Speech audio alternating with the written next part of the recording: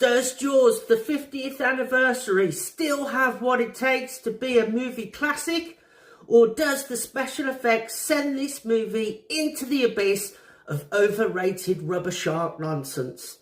I'm Stephen Peace. Let's dip into it. I can bet most people my age saw Jaws for the first time, most certainly on TV, edited and broken by commercials. Back then, Jaws was a movie that had some standout moments with some great lines, and everything else I tried to remember, well, it's just a blur.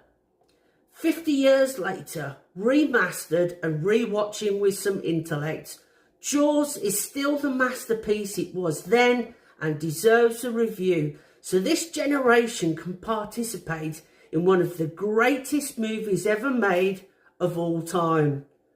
Jaws began production in 1974. Spielberg was to direct, Robert Shaw, Richard Dreyfuss, and of course Roy Scheider. Quite possibly the greatest casting in a movie since The Wizard of Oz. Jaws was shot mostly at Martha's Vineyard in Massachusetts and of course out at sea.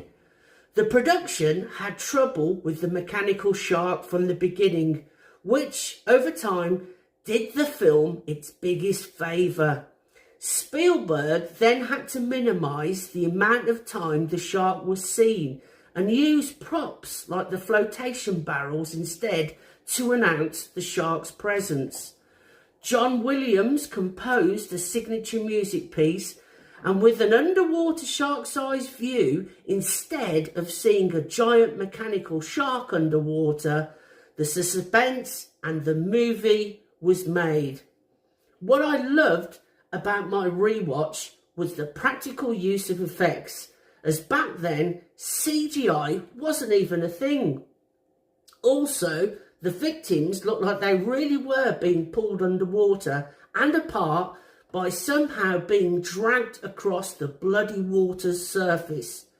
Climactically, the ship going down and the score by John Williams giving it an adrenaline-filled pace. The showdown between the three actors and the shark is one of the most intense movie scenes of all time. Jaws' 50th anniversary scores a solid 5.